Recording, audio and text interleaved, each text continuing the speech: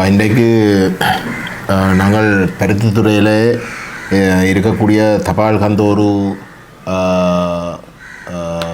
நிலையத்தை விடுவிப்பதற்கு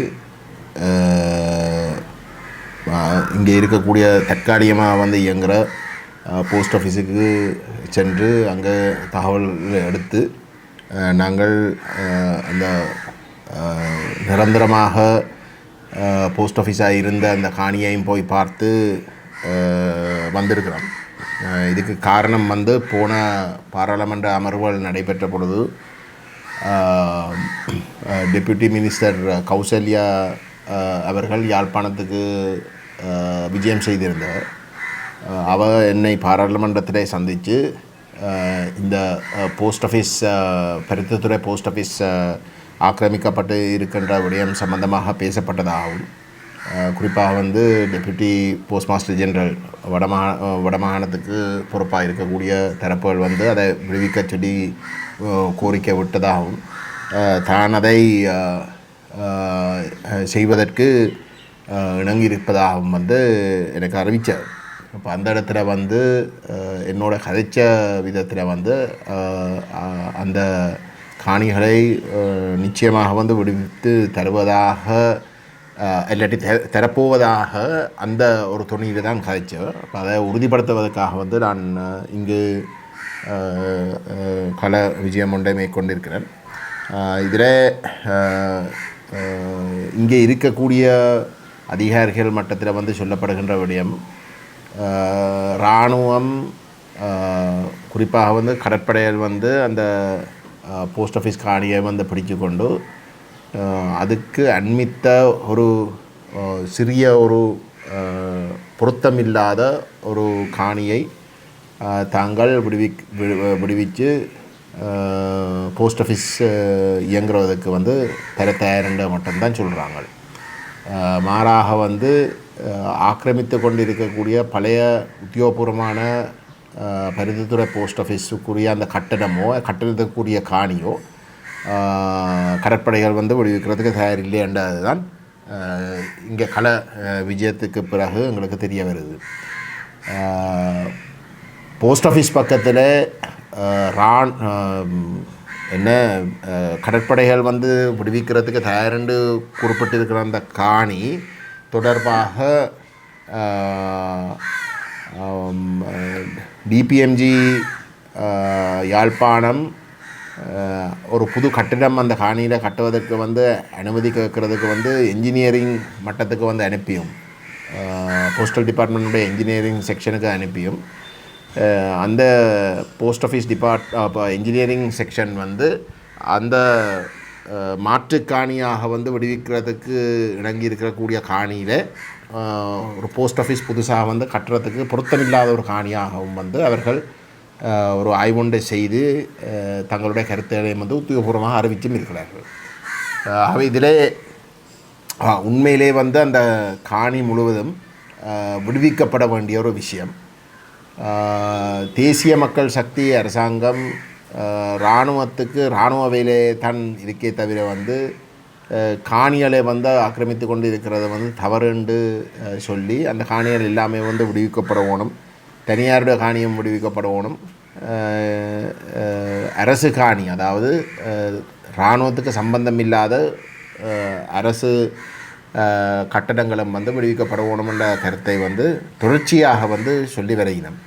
பாராளுமன்றத்தில் பேசுகின்ற பொழுது குறிப்பாக தமிழ் பாராளுமன்ற உறுப்பினர்கள் அரசாங்கத்திடம் குறிப்பிட்ட ஒரு கேள்வி ஒன்று எழுப்புகின்ற பொழுது அந்த காணிகள் விடுவிக்கப்படுவதாக மேலோட்டமாக சொல்லுவினோம்.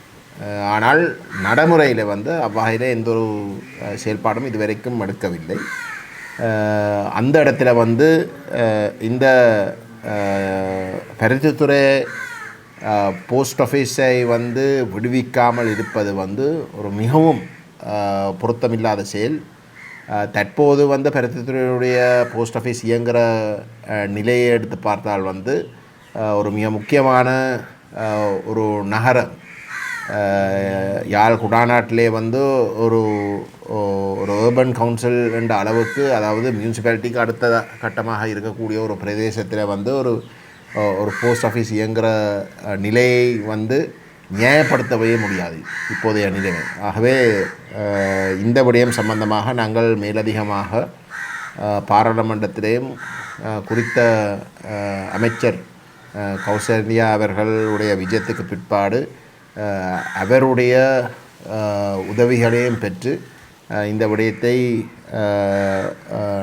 செய்து கொடுப்பதற்கு வந்து நாங்கள் அந்த அழுத்தங்களை முன்னெடுக்கிறதுக்கு வந்து நாங்கள் தீர்மானிச்சிருக்கிறோம். நாங்கள் அதை தொடர்ந்து கவனிப்போம் என்றதையும் சுட்டி காட்டலாம்.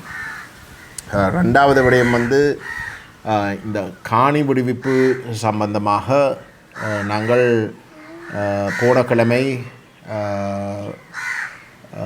நாங்கள் இந்த கனேடிய தூதுவர் அம்மையாரையும் வந்து சந்திச்சிருந்தோம். அவர்களுக்கும் அதே போன்று இந்திய வெளிவிவகார செயலாளர் வந்த பொழுதும் நாங்கள் இந்த காணிகளை வந்து அரசு தரப்பு விடுவிக்காமல் இருப்பதை வந்து ஒரு பெரிய பிரச்சனையாக வந்து நாங்கள் எழுப்பியிருக்கிறோம்.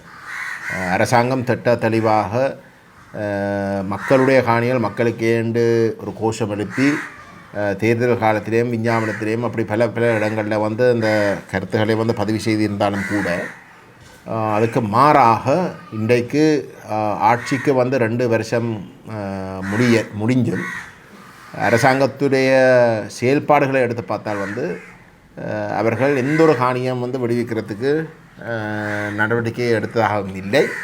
மாறாக வந்து புது காணிகளை வந்து சுவீகரிக்கிறதுக்கான நடவடிக்கைகளை வந்து அவர்கள் மேற்கொள்வதற்கு தயார்படுத்துகிறார்கள்.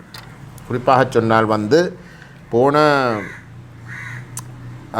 ஜூலை மாதம்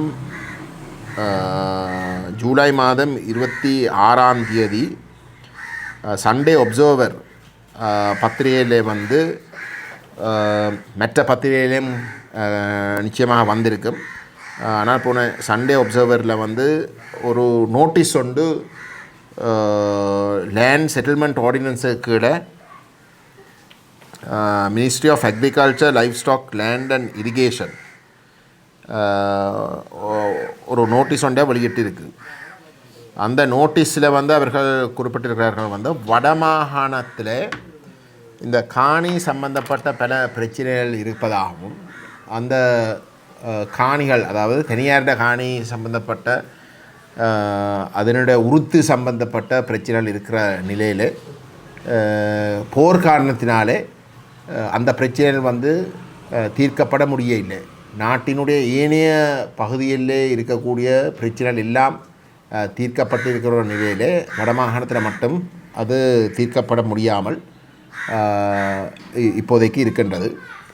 அந்த வகையில் வந்து அந்த பிரச்சனையை தீர்ப்பதற்காக கடந்த உள்ளூராட்சி தேர்தல்கள் நடைபெற்ற காலப்பகுதியிலே அவர்கள் ஒரு முயற்சி ஒன்று மேற்கொண்டதாகவும், ஆனால் அந்த முயற்சிகள் ஒரு தெளிவில்லா தன்மை காரணமாக மக்கள் எதிர்ப்பு தெரிவித்த இடத்திலே அவர்கள் அந்த முயற்சியை வந்து கைவிட்டதாகவும், ஆனால் இப்பொழுது வந்து தாங்கள் முன்கூட்டியே அந்த அவர்கள் அந்த தேர்தல் காலத்தில் வந்து செய்ய விரும்பின அந்த முயற்சியை செய்வதற்கு முன்கூட்டியே தாங்கள் இந்த அறிவிப்பை விடுவதாகவும், உத்தியோகபூர்வமாக கெசட் பண்ணப்பட்ட அறிவித்தல் மிக விரைவில் வந்து வெளிவரும்.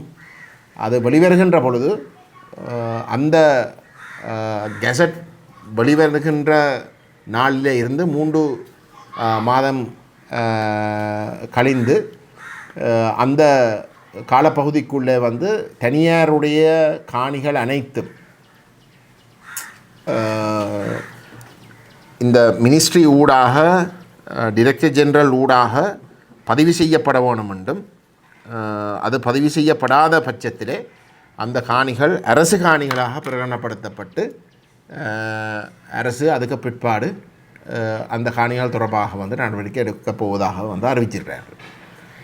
இப்போ இதில் தெளிவாக வந்து காட்டுவது என்னென்றால் வந்து போன உள்ளூராட்சி தேர்தல் காலத்தில் 6000 ஏக்கர் காணியை வடமாகாணத்தில் இருக்கக்கூடிய கரையோர மாவட்டங்களில் குறிவைத்து அந்த அறிவித்தல் இருந்த இன்றைக்கு வந்து வெளியிட்டு இருக்கிற, அதாவது 26ஆம் தேதி ஜூலை மாதம் வெளியிட்டு இருக்கக்கூடிய அந்த நோட்டீஸாவது ஒட்டுமொத்த வடமாகாணத்தில் வந்து அவர்கள் இந்த நடவடிக்கையை மேற்கொள்ளப் போவதாக வந்து அறிவிச்சிருக்கிறார்கள். இந்த போன தடவைகள் வந்து இந்த அறிவிப்பு வந்ததுக்கு பிற்பாடு நாங்கள் அதை கடுமையாக எதிர்த்து பாராளுமன்றத்தில் வந்து பிரதமர் ஹரணி அமரசூரியருடைய தலைமையில் ஒரு கூட்டம் நடைபெற்று அந்த கூட்டத்தில் அவர்கள் ஒரு கட்டத்தில் வந்து சொன்ன கருத்து என்னென்றால் வந்து இந்த காணிகள் எல்லாம் வந்து வெளிநாட்டு புலம்பெயர்ந்த தமிழ் மக்களிடம் இருக்கின்ற காணிகள், அவர்கள் வெளிநாட்டுக்கு சென்று சொகுசாக வந்து வாழ்ந்து கொண்டிருக்கிறார்கள், அவர்கள் ஒருபோதும் வந்து திரும்ப இந்த தீவுக்கு வரப்போவது இல்லை. ஆகவே அந்த காணிகளை அவர்கள் பெற்று அரசு அபகரித்து அந்த காணிகளை வேறு வேறு தரப்புகளுக்கு வந்து விடுவிக்கிறதுக்கு வந்து நடவடிக்கை எடுக்கப் போவதாக வந்து தான் ஒரு நியாயத்தை வந்து சொல்ல பார்த்தவர். அந்த இடத்துல நாங்கள் அந்த கருத்துக்கு கடும் எதிர்ப்பு தெரிவிக்கிறாங்க. என்றால் அந்த மக்கள் இந்த காணியை விட்டு இந்த மண்ணை விட்டு வெளியேற வேண்டிய சூழலை ஏற்படுத்தினதே அரசு அவர்களுக்கு ஒரு பயப்பீதியை ஏற்படுத்தி அவர்களுடைய எதிர்காலமே ஒரு கேள்விக்குறி ஆக்குகிற அளவுக்கு ஒரு பாதுகாப்பு பிரச்சனையை அந்த மக்களுக்கு ஏற்படுத்தின காரணத்தினால தான் அவர்கள் வந்து நாட்டை விட்டு ஓட வேண்டி வந்தது. நாட்டை விட்டு ஓடின பொழுது வந்து அவர்கள் எல்லாத்தையும் காவி கொண்டு போக இல்லை, வெறும் கையோடு தான் ஓட வேண்டி வந்தது. அநேகமான ஆட்கள் வந்து வெளிநாடுகளுக்கு வந்து சட்டவிரோதமாக தான் போய் சேர்ந்தது. உத்தியோகபூர்வமாக வந்து நாங்கள் வரப்போகிறோம் வீசா எடுத்து போட்டு போக இல்லை. அப்போ அந்த அந்தரத்தில் வந்து வெளிக்கிட்ட மக்கள் தான் இன்றைக்கு கூட வந்து திரும்ப இந்த தங்களுடைய சொந்த மண்ணுக்கு வந்து திரும்புறதுக்கு வந்து பயந்து கொண்டிருக்கிறார்கள். மிகப்பெரிய பெரும்பான்மை வந்து இன்றைக்கும் வந்து பயத்தில் தான் இருக்கிறார்கள். ஆகவே அவர்களை வெளியேற்றினதே அரசு.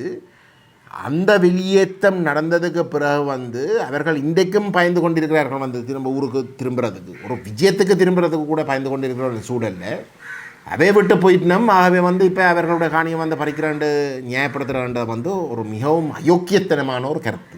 ஆகவே எங்களை பொறுத்தவரை வந்து நாங்கள் அதை எதிர்த்தே ஆகணும். அந்த வகையில் வந்து நாங்கள் தொடர்ந்தும் இந்த வெளிநாட்டு தூதரகங்களை வந்து சந்தித்து இந்த விடயம் சம்பந்தமாக மேலதிகமான விளக்கங்களை ஒரு விழிப்புணர்வை ஏற்படுத்துவதற்கு நாங்கள் நடவடிக்கை எடுக்கிறதுக்கும் நாங்கள் தீர்மானிச்சிருக்கிறோம். குறிப்பாக அபிவிருத்தி என்ற வேலை என்ற பெயர்லேயும் இந்த காணி அபகரிக்கிற நடவடிக்கை வந்து வெலிகாமம் வடக்கு பிரதேசத்தில் வந்து தீவிரமாக நடக்குது. உங்களுக்கு தெரியும், வெலிகாமம் வடக்கில் வந்து கிட்டத்தட்ட 6000 ஏக்கர் காணி இன்றைக்கு அதிஉயர் பாதுகாப்பு வலயம் என்ற பேரில் வந்து அடையாளப்படுத்தப்பட்டிருக்கு. 2013ஆம் ஆண்டு கெசட் அறிவிக்கப்பட்டது. அந்த 6000 ஏக்கரில் கிட்டத்தட்ட 3000 ஏக்கர் அதுக்கு பிற்பாடு 2015-19 கால பகுதிக்குள்ளே வந்து 3000 ஏக்கர் காணி மீள்குடியேற்றத்துக்கு வந்து அடையாளப்படுத்தப்பட்டு இப்போ கிட்டத்தட்ட வந்து அரவாசி காணிக்கு உள்ளே வந்து மக்கள் திரும்பினோம். அப்படி திரும்பி இருந்தாலும் கூட அந்த 6000 ஏக்கருக்குரிய காணி இன்றைக்கும் கூட அந்த 3000 ஏக்கருக்குள்ளே வந்து மக்கள் போய் இன்றைக்கு குடியேறி இருந்தாலும் கூட அந்த காணிகள் சட்டப்பூர்வமாக வந்து அவர்களுக்கு திரும்ப வழங்கப்படவில்லை. அது அந்த 2013 வந்து கெசட் பண்ணப்பட்ட விதத்தில் வந்து அது முழுக்க வந்து அரசு காணிகளை வந்து சுயீகரிக்கப்பட்டிருக்கு. ஆகவே அதை சரிப்படுத்தணும்ன்றதை மட்டுமில்லை, மிச்சம் 3000 ஏக்கரையும் வந்து விடுவிக்கணும். ஆனால் அரசு வந்து அதுக்கு சொல்கிற அதை மறுக்கிறதுக்கு வந்துச்சு. அதாவது மிச்சம் 3000 ஏக்கரை வந்து விடுவிக்க முடியாது என்று சொல்கிறதுக்கான நியாயப்பாடு எப்படி என்றால், பலாலி விமான நிலையத்தை வந்து விஸ்தரித்து அபிவிருத்தி செய்வதற்கு அந்த காணி தேவைப்படுவதாக வந்து சொல்கிறார்கள். ஆனால் அந்த பலாலி விஸ்தரிப்பு என்ற விஷயம் நாங்கள் கொஞ்சம் ஆழமாக போய் பார்த்தால் அந்த பலாலி ஏர்போர்ட் விஸ்தரிப்புக்கு வந்து 3 கட்டமாக வந்து அபிவிருத்தி வேலை திட்டம் ஒன்று ஏற்கனவே தீர்மானிக்கப்பட்டு அதுக்கு ஒரு அங்கீகாரமும் கிடைத்திருக்கின்றது. அந்த அபிவிருத்தி வேலை திட்டங்கள் வந்து இந்திய அரசு முழுமையாக இலவசமாக வந்து அதை செய்து கொடுக்கறதுக்கும் தயாராக இருப்பதாகவும் அறிவிச்சும் இதுவரைக்கும் வந்து அந்த திட்டம் நடைமுறைப்படுத்தாமல் இருக்குது. நாங்கள் போன மாதம் கூட வந்து நாங்கள் இருக்கக்கூடிய தூதரக மட்டத்தில் வந்து சந்தித்து கேட்ட பொழுதும் அவர்கள் திட்டத்தெளிவாக சொன்னவை வந்து பலாலி ஏர்போர்ட்டினுடைய 2ஆம் கட்ட அபிவிருத்தி, அதாவது இப்போதைக்கு இருக்கக்கூடிய ஓட்டுப்பாதையை முழுமையாக திருத்தறத்துக்குரிய தேவைப்படுகின்ற நிதி முழுமையாக அவர்கள் வந்து ஒரு கிராண்டாக வந்து அரசாங்கத்துக்கு கொடுக்க தயார் என்ற விஷயத்தை வந்து அவர்கள் உத்தியோகபூர்வமாக வந்து அறிவிச்சும் இருக்கிறார்கள். அப்படி இருக்க வந்து அந்த 2ஆம் கட்ட வேலை, அதாவது இப்போ இருக்கக்கூடிய ஓட்டுப்பாதையை மட்டும் திருத்தி விடுறதுக்கு கூட அரசாங்கம் வந்து அந்த காசை இந்தியாவிடம் பெற்று அதை செய்யாமல் இருக்குது. ஆகவே இப்படிப்பட்ட ஒரு நிலையில் ஒரு 2ஆம் கட்டம் ஒரு அங்குலம் காணி மேலதிகமாக எடுக்காமலே வந்து ஃபேஸ் 2 பலாலி அபிவிருத்தியினுடைய ஃபேஸ் 2ஐ வந்து அவர்கள் செய்யக்கூடிய சூழல் இருக்கவும் அவர்கள் அதை செய்யாமல் வந்து ஏதோ பலாலியின் அபிவிருத்திக்காக வந்து காணியை பறிக்கிறதுக்குரிய வேலையை பார்த்தால் அது திட்டமிட்டு வந்து மக்களை ஏமாற்றி காணியை பறிக்கிறதுக்கு மக்களுடைய சம்மதத்தை பெறுவதற்காக மட்டும்தான் அவர்கள் அந்த கருத்தை சொல்கிறார்களே தவிர உண்மையிலே வந்து அந்த அபிவிருத்தி வேலை திட்டத்தை செய்வதற்காக இல்லை. பலாலி ஒரு சர்வதேச விமான நிலையமாக பிரகடனப்படுத்தி இன்றைக்கு இந்தியாவில் இருந்து விமானங்கள் வந்து ஒரு மட்டுப்படுத்தப்பட்ட விமானங்கள் வந்து சேவையிலே ஈடுபட்டு கொண்டு இருக்கின்ற சூழலில் வந்து அதை அபிவிருத்தி செய்வது வந்து ஒரு முக்கியமான ஒரு தேவையாக இருக்குது. அப்படி இருக்க வந்து அந்த 2வது ஃபேஸை வந்து செய்யாமல் மாறாக வந்து ஏற்கனவே அபிவிருத்தி அடைந்த மிகவும் பெரிய அளவில் வந்து முன்னேற்றம் அடைஞ்சிருக்கக்கூடிய ரத்மலால ஏர்போர்ட் போன்ற ஏர்போர்ட்டுகளுக்கு வந்து கோடி கணக்கில் பில்லியன் கணக்கில் வந்து காசு ஒதுக்கப்பட்டிருக்கு. 6 பில்லியன் ரூபாய் வந்து ஒதுக்கப்பட்டிருக்கு. அவை இது என்ன காட்டுதுண்டா, பலாலி விமான நிலையத்துடைய அபிவிருத்தி என்றது வெறுமனே காணிகளை சுவீகரிக்கிறது, அந்த 3000 காணிகளை சுவீகரிக்கிறதுக்கு மட்டும்தான் அவர்கள் அதை அந்த கருத்தை சொல்கிறார்களே தவிர உண்மையிலே வந்து பலாலி விமான நிலையத்தை அபிவிருத்தி செய்வதற்காக அல்ல. ஆகவே அந்த அபிவிருத்தி என்ற போலியான ஒரு பிம்பத்தை காட்டி மக்களுடைய சம்மதத்தை பெற்று அந்த காணிகளை அபிகரித்ததுக்கு பிற்பாடு அது வடமாகாணத்தில் குறிப்பாக யாழ்ப்பாணத்தில் இருக்கக்கூடிய சிங்களமயப்படுத்துகிற வேலை திட்டத்துக்கு வந்து பயன்படுத்துவதற்கு தான் இந்த நடவடிக்கை அனைத்தும் முன்னெடுக்கப்படுகின்ற என்றதுதான் எங்களுடைய உறுதியான கருத்து. ஆகவே நாங்கள் எங்களுடைய மக்களை இது சம்பந்தமாக தொடர்ச்சியாக நாங்கள் சந்தித்து இந்த ஆபத்துகளை வந்து அவர்களுக்கு விளங்கப்படுத்தி அவர்கள் தங்களுடைய சம்மதத்தை இந்த இந்த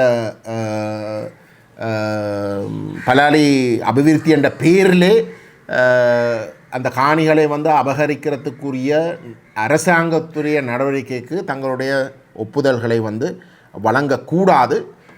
ஆக குறைஞ்சது வந்து 2வது கட்டம் ஃபேஸ் 2, அதாவது இருக்கிற ஓட்டுப்பாதையை வந்து முழுமையாக திருத்துற வரைக்கும் அதை பற்றி சிந்திக்கவே கூடாது என்பதை நாங்கள் எங்களுடைய மக்களுக்கு